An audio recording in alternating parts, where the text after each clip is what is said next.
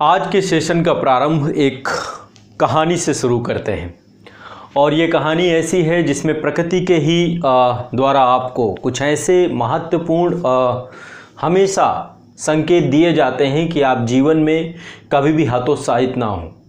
जीवन चाहे जितना भी कठिन हो, जितना भी आप परेशान हो जाएं समस्याओं को लेकर या आने वाले समय में आपको जितनी भी बाधाएं आएँ, उन्हें सहृदय स्वीकार करें और अपने जीवन में आगे बढ़ते चले जाएं।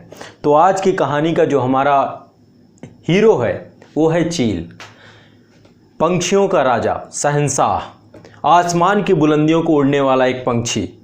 आप लोग इस पंछी से परिचित ही होंगे और ये एक ऐसा पक्षी है जो देखा जाए तो बहुत स्वाभिमानी है। पर्यावरण की दृष्टि से सबसे महत्वपूर्ण एक अपमार्जक की, सिविल इंजीनियर की भूमिका भी निभाता है। तो चील का जो औसतन जीवन है, यदि आप देखें इसके पूरे जीवन के समग्र आयामों को देखें तो आप बहुत सारी चीज़ें इसके जीवन से सीख सकते हैं। चील का जो पूरा जीवन है, लगभग इसकी औसत आयु 70 वर्ष की होती है। 70 से 80 वर्ष जो है चील अपने जीवन में जिंदा रहता है। 70 साल की जीवन अवधि इस पूरे पक्षी की होती है, लेकिन इस 70 साल में इसका जीवन सबसे संघर्षपूर्ण होता है, सबसे संघर्षपूर्ण और सबसे शानदार जिंदगी जीता है। लेकिन इसके बावजूद भी कभी हारता नहीं है, आसमान की बुलंदियों में उसी प्रकार से अपने आप को कुलाचे भरता रहता है। जब ये अपनी ज़िंदगी की आधी अधूरी है ना, अपनी ज़िंदगी की आधी उम्र में पहुंचता है, खासकर 35 से 40 साल की उम्र में चील की ज़िंदगी का एक पड़ाव ऐसा आता है। ये रियल स्टोरी है, इसके जीवन की एक वास्तविक घटना है। यदि आप इस घटना को अपने जीवन में प्रेरणा के तौर पर उतार पाए तो निश्चित तौर पे आपको कोई भी समस्या कुछ नहीं कर पाएगी। बस ये है कि आप इस बात को महसूस करें, फील करें और जीवन जीना शुरू कर दें। तो जब चील के जीवन का, ईगल के जीवन का आधी ज़िंदगी का पड़ाव आता है, यानी 35 से 40 साल की उम्र में जब ये पहुँचता है, तो इसके साथ बहुत सारी चीज़ें ऐसी होती हैं, आमतौर पे हम सबके साथ भी होता है। अब आज के समय में तो आप देख रहे हैं कि हमारा भी जीवन जो है, उम्र बहुत कम होती जा रही है। मैं आपको सच बताऊं, अपने आसपास आप खुद देखिएगा, मेरा भी यही अनुभव है, आप लोगों का भी यही अनुभव होगा। आप अभी इस उम्र में हैं, कैरियर की तलाश में हैं। कुछ लोग हैं जिनको कुछ ना कुछ कैरियर जिनका बन चुका है, कोई जॉब में लग गया है, किसी ने बिजनेस शुरू किया है, किसी ने कुछ ना कुछ किया है। यानी कि ये पूरी का पूरी उम्र है भागदौड़ भरी होती है ना। इस उम्र की बात कर रहा हूँ जिस उम्र में हम और आप हैं, है ना। तो धीरे धीरे क्या होता है, हमें अभी दिखता है कि हमारा भविष्य बनाने के चक्कर में हम एक उपापोह में लगे रहते हैं और अपने शरीर को इग्नोर करते हैं, अपनी वर्तमान जो ज़रूरतें हैं उनको इग्नोर करते हैं। ये है कि आने वाला भविष्य अच्छा हो जाएगा, लेकिन मैं सच बताऊँ, आने वाला भविष्य अच्छा होगा कि नहीं होगा ये आपके हाथ में नहीं है। आने वाले समय में आप बहुत सारे ऐसे लोग भी देखेंगे जिन्होंने अपने जीवन में जद्दोजहद भरी ज़िंदगी जी, बहुत संघर्ष किया, स्ट्रगल किया, लेकिन आने वाले समय में बीमार पड़ गए। किसी को कैंसर हो गया, किसी को शुगर हो गया, किसी को डायबिटीज़ हो गया, किसी की किडनी फेल्योर हो गया, है ना। मतलब ये जीवन, तो मेरे हिसाब से जीवन के हर पल को उत्साहपूर्वक जीना चाहिए। आने वाले समय में क्या पता चले क्या होगा, इस चीज़ को ध्यान में नहीं रखना चाहिए। तो ईगल की ज़िंदगी से हम ये सीख सकते हैं कैसे ये पूरा का पूरा अपना जीवन उत्साहपूर्वक जीता है, कैसे संघर्षपूर्ण जीता है। तो ईगल का जब जीवन का आधा पड़ाव आता है, ये 35 से 40 साल की उम्र में ये पंछी पहुंचता है, तो इसके साथ बहुत सारी वीकनेस आती हैं, साथ साथ बहुत सारी कमजोरियों का शिकार होता है। सबसे पहली कमजोरी क्या होती है, इस पंछी के, ये जो पक्षी के ये पूरे पर हैं ये बहुत भारी हो जाते हैं। और आमतौर पे ईगल की सबसे बड़ी जो खूबी देखेंगे, आसमान में ऊंची ऊंचाइयों में उड़ता है, ऊंची ऊंचाइयों में। सबसे ऊंचा आप आसमान में कभी घर पे यदि लेट के देखते रहोगे तो देखते होंगे ईगल छोटा सा दिखता है और फ्लाई करते करते इसकी आंखें बहुत तेज होती हैं, बहुत तेज शार्प आंखें। ऊपर आसमान की ऊंचाइयों से नीचे क्या इसके भोजन को वहीं से तलाश लेता है ना। तो ईगल, इसका ये जो इसकी ऊंची उड़ानों का सबसे, देखो पंछी के लिए बहुत ज़रूरी होते हैं उसके पंख, है ना। समय के साथ इसके पंख भारी होते जाते हैं और जब भी पंख भारी होते हैं तो धीरे धीरे उड़ान भरने में समस्या आती है। और ख़ासकर 35 से 40 उम्र में जब पहुंचता है तो इसके पंख बहुत भारी हो जाते हैं और ये उड़ने में अक्षम हो जाता है। एक तो वीकनेस इसकी ये आती है। दूसरी वीकनेस आती है इसकी, जो सबसे इंपॉर्टेंट चीज़ है, इसकी चोंच, जिससे पूरा का पूरा शिकार करता है। चोंच ये है जिससे अपना भोजन निगलता है।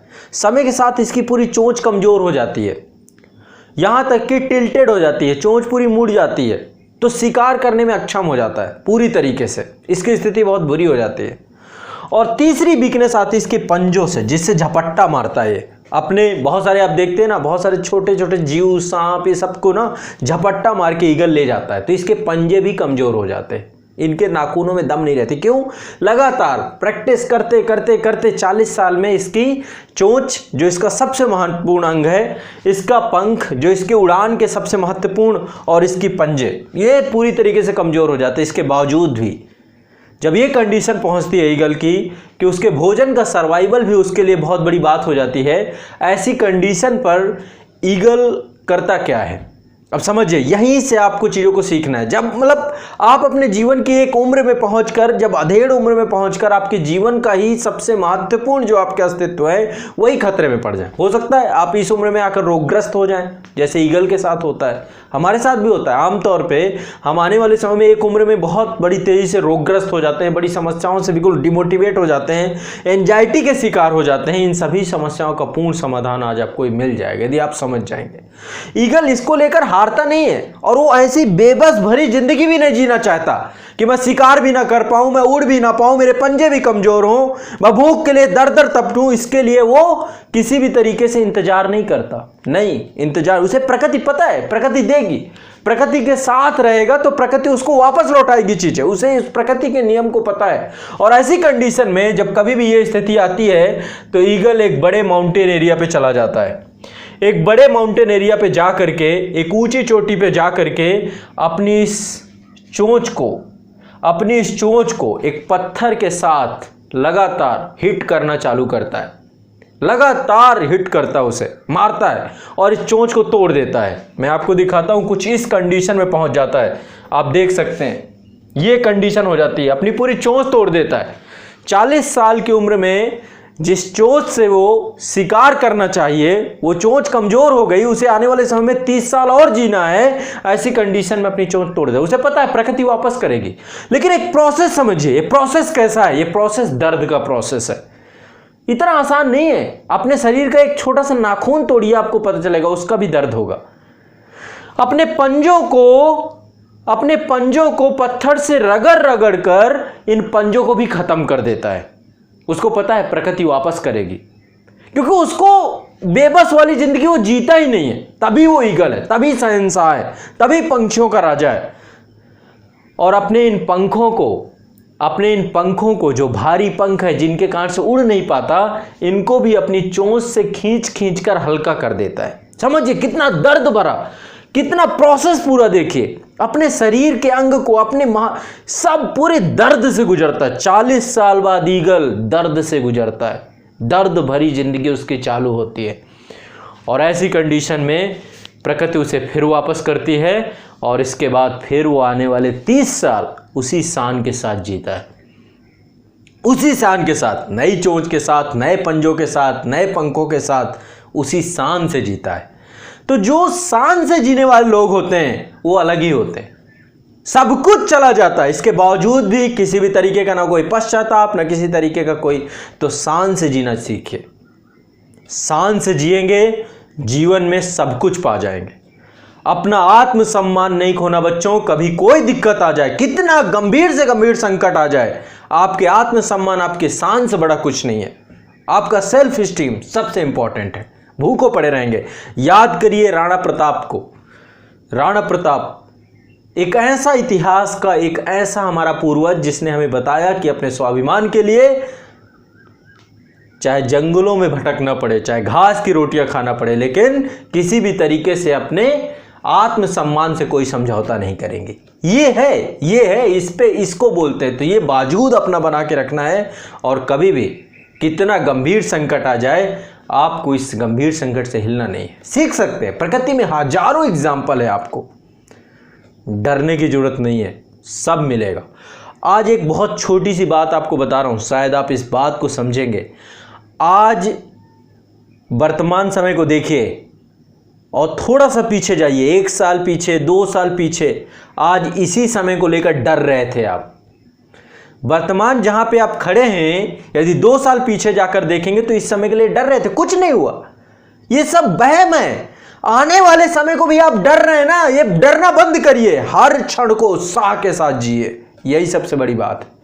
उत्साह के साथ जिएंगे, अपने जीवन को आप सफल बना लेंगे और कुछ नहीं होगा। जीवन बिल्कुल आपका शानदार हो जाएगा।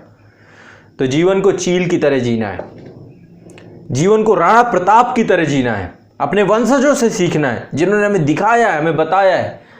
हमारे साथ तो कोई ऐसी बहुत बड़ी समस्या नहीं है, इसलिए क्यों हतोत्साहित होना। हतोत्साहित जैसा होना कुछ है भी, शान से जिंदगी जीजिए, फिर देखिए क्या है जीवन का मजा।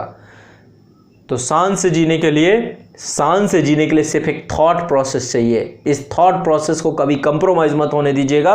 1000 संकट आ जाएं, सबका स्वागत करिएगा। कोई संकट आपका कुछ भी नहीं बिगाड़ पाएगा, कुछ भी नहीं बिगाड़ पाएगा। समझ रहे हैं? चलिए, मेरा प्रयास यही है कि आप चीज़ों को समझें और चीज़ों को जानें और आने वाले समय में अपने भविष्य का निर्माण करें, एक ऐसा भविष्य जो आपके लिए सब कुछ देकर जाएगा।